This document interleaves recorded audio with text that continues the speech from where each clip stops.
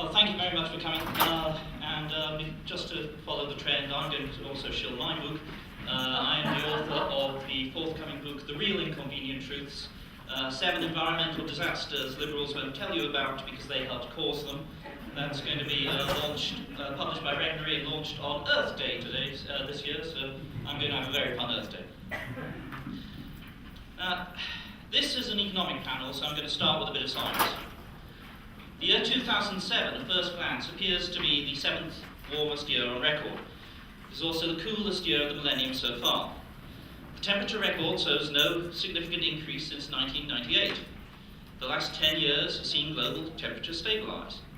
The last 3 years have even seen a slight cooling trend, which even the alarmist scientists of Britain's Meteorological Office say will continue in 2008. One might therefore ask, where's the beef?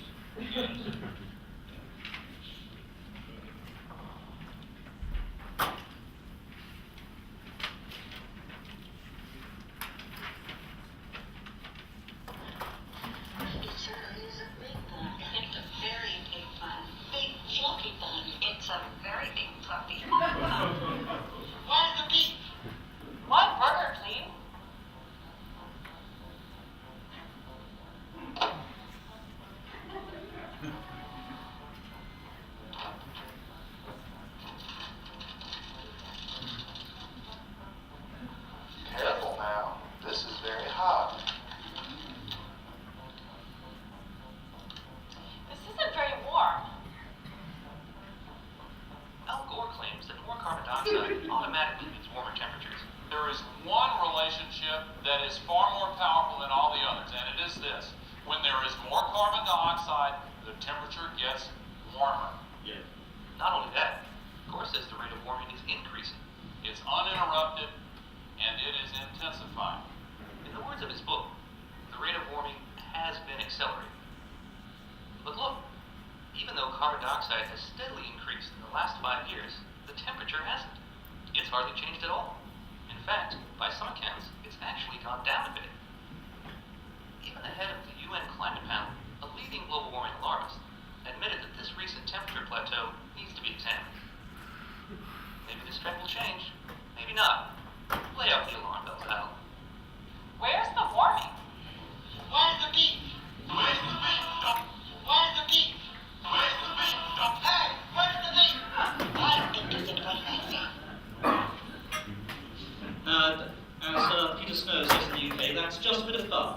But I think it has a serious point. It's appropriate to ask whether the centrally dictated emissions targets proposed by the as global warming mitigation policies are really justified. And I think you'll find that any dispassionate analysis will suggest that they are not. Indeed, even if you assume the worst from global warming, emissions reductions are the wrong way to go. Now, I found that when you start to poke too many holes in the alarmists' case, they resort to a sort of what the heck argument. Well, even if industrial emissions of greenhouse gases are not going to cause all these disasters or even make the planet noticeably warmer, we're often told, what is lost if we abandon dirty sources of power, reduce our energy consumption, and embrace clean fuels? Now, this version of the no regrets argument is telling in two ways. First, it shows that the doomsday talk is really a justification for the policies, government control of the energy industry, that environmentalists would want anyway. Second, it shows how liberals can be completely blind to the positive effects of prosperity and the deadly effects of poverty. Indeed, Gore's policies are more damaging to the world than global warming. That was the conclusion of Yale economist William Nordhaus, who has been developing economic models of climate since the 1970s. Models, of course, are always suspect, but his model should be no more suspect than the ones Al Gore relies on, because they are intrinsically linked. If Gore is right, Nordhaus is right. Professor Nordhaus's results are illuminating. He finds that unchecked global warming of about 3 degrees Celsius would cost the world about $22 trillion in damages this century. By avoiding emissions and checking growth, Al Gore's package of measures, no new coal power plants, no new coal power plants, oh God, no new coal power plants, lower household energy use and so on, would reduce global warming's total to $10 trillion. Yet precisely because the policies limit economic growth and impede development, they would come to high cost, $34 trillion to be exact. So the world would suffer a total of $44 trillion worth of damage from the combination of residual warming and Al Gore's self-inflicted wounds. Yeah, $44 trillion, twice the cost of unchecked global warming. So how does Al Gore characterize the cost of his policies? He doesn't really. In An Inconvenient Truth, he plays it as a moral issue, saying, and I'm sorry, my Al Gore impression isn't up to Pat Michael's standards, so you just have to imagine this is Al Gore if he'd been a Rhodes Scholar. So it is now it is up to us to use our democracy and our God-given ability to reason with one another about our future and make moral choices to change the policies and behaviours that would, if continued, leave a degraded, diminished, and hostile planet for our children and grandchildren and for humankind. Let's ignore the inelegance of that sentence, are our children not part of humankind, and consider whether it is really the moral choice to adopt policies that are going to leave the world twice as poor as it would be if what they are aimed at preventing actually occurs. More honest environmentalists occasionally admit the conflict here, wealth versus the environment. Yet not only do they exaggerate the threat to the environment, they underestimate the positive effects of wealth. It's not about Cadillac Escalades against lodgepole pines. It's about access to energy against continued poverty. Access to energy is crucial to development. Gore's preferred policies, by making energy more expensive and less available, will steepen the climb faced by those in the developing world where billions of people have never turned on an electric light, and women in particular are condemned to back-breaking labour, gathering firewood to carry it for miles to burn in poorly ventilated huts. As we've already seen, access to affordable energy is seen as a godsend in the developing world. Yet Gore would prefer to leave Indians and Africans in the dark unless they use less and more expensive alternative energy. I wonder what that other Nobel laureate, Mother Teresa, would have thought of that.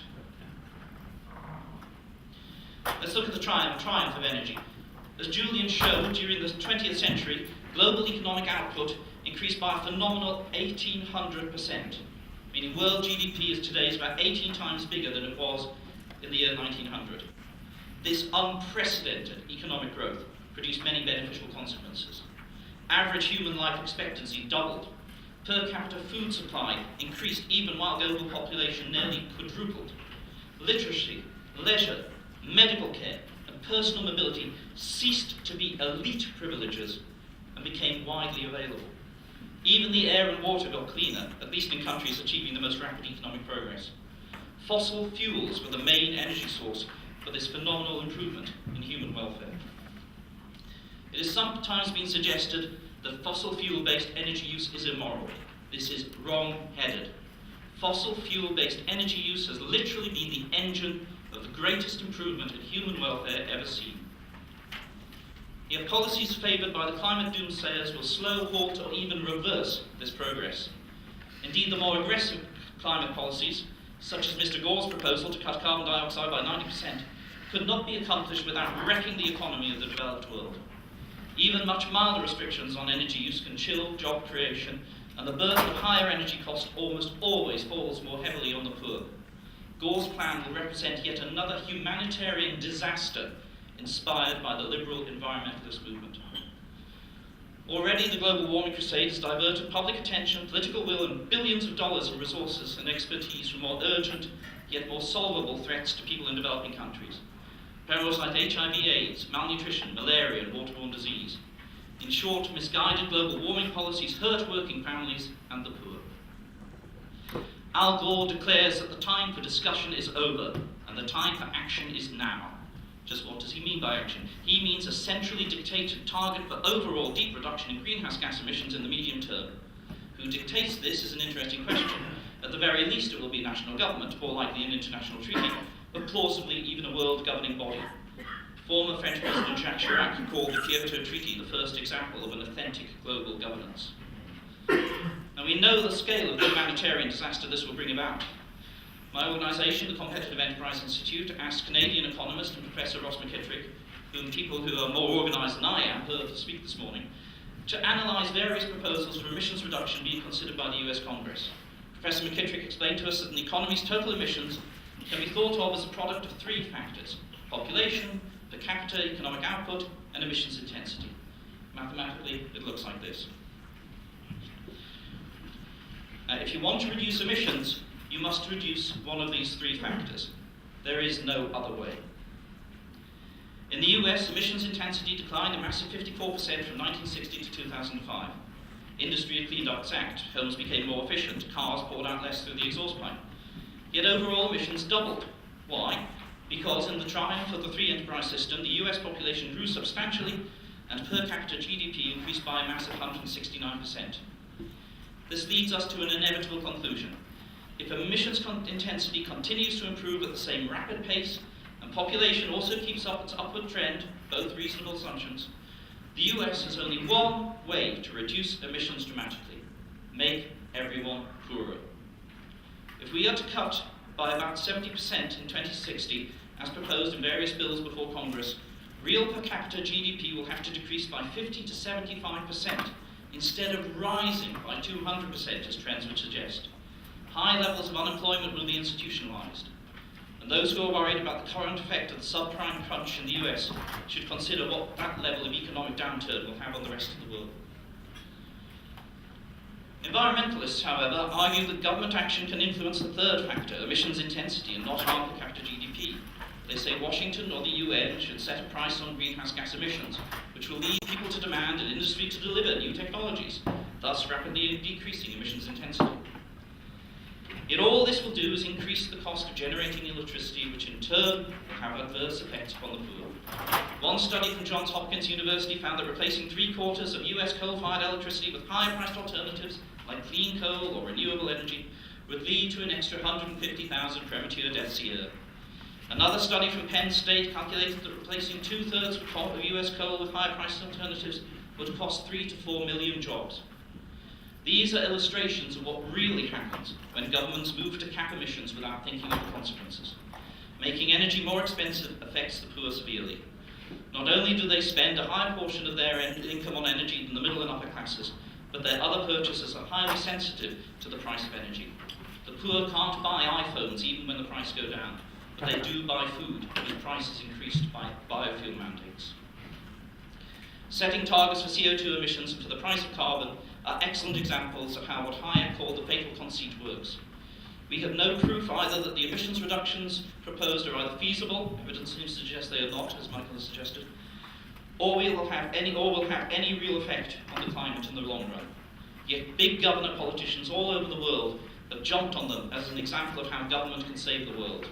Perhaps the fact that their ineffectiveness will not be demonstrated until well after politicians leave office has something to do with that.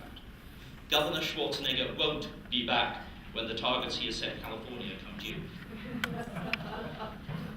So the liberal environmentalists are once more pump-priming a disaster.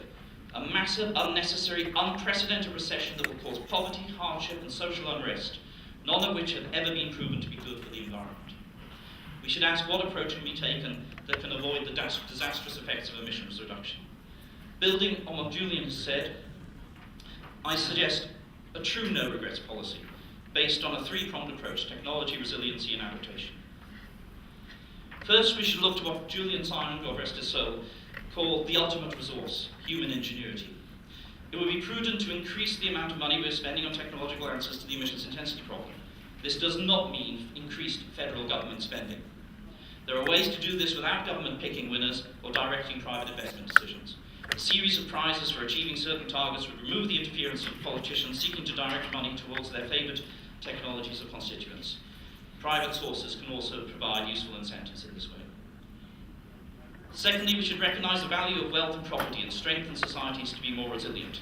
By that, I mean changes in the institutions to make people wealthier and less vulnerable to the big hit. In Mexico last year, we saw the value of resiliency. 50 years ago, Hurricane Janet slammed into the Yucatan Peninsula in Mexico and killed 600 people. In 2007, Hurricane Dean hit the Yucatan and killed no one. The hurricanes were identical in speed, intensity, and ferocity. What was different was that Mexico was richer. Even if storms like Dean become more frequent in the future, people will adapt and survive if they have the financial resources. It does indeed seem silly to take these resources away in futile attempts to stop global warming, which no one even knows how to do, when they can save lives by allowing people to adapt to our ever-changing climate. As Hernando de Soto and others have shown, the quickest way to such resiliency is to reform the institutions of property so that people have easy access to the capital represented by the land they own. From small investments in aiding developing world governments to reform or create land registries, massive amounts of capital can be freed up to propel the developing world out of poverty and into a resilient state. Global warming, if it develops as the alarmists say it will, won't be nearly as much of a problem. Adaptation, responses to specific threats enabled by resiliency, is the third leg of the strategy. It combines the ultimate resource with the resilient society. Kendra has given us a great example in the field of water management. We are also often told that global warming will make malaria much worse, for instance. It's not true, by the way, as Paul Reiter will tell us, but even assuming it is, which makes more sense? Fighting malaria directly now, or trying to change the composition of the atmosphere to make the temperature slightly less warm in 50 years' time? To ask that question is to answer it. And fighting malaria directly costs vastly less than atmospheric tinkering. So emissions reductions may seem fine to Al Gore and his friends. The rest of us need to think about the effects upon the poor of the world and how we can help them celebrate the coming of electricity and light. I think this short film we've just made sums it up. Here's the electricity we use at home. Al Gore, 20 times as much. Mr. Gore's friends use lots of energy too. But Al Gore wants to cut our energy use, putting our jobs and our future in jeopardy. Mr. Gore's future, on the other hand, couldn't be brighter. We depend on reliable, affordable energy for our food, our transportation, our homes. It's the best protection we have against the hazards of life. And it's even more important to people elsewhere who are struggling to survive, to break out of the prison of poverty. For them, affordable energy is something to hope for, and something to celebrate. But what will happen to that hope if we restrict energy use? Some people may have a bright future, but don't kid yourself. Without affordable energy, hundreds of millions of people won't have any future at all.